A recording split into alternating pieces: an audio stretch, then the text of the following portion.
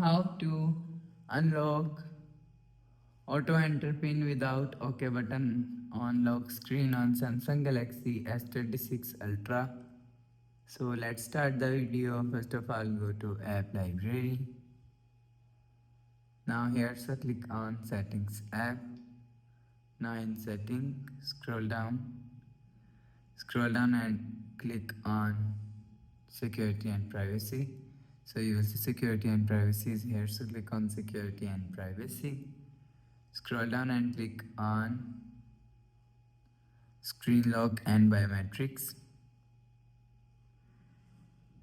So after click on screen lock and biometrics, so click on pin and enter your pin, and you will see, click on this icon, confirm your pin without tapping OK, and click on continue and again enter.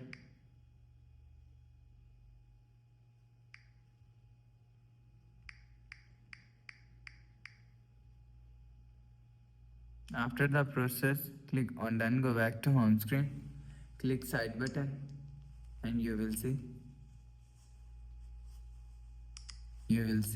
So that's how you can unlock enter pin without OK button on lock screen on Samsung Galaxy S26 Ultra.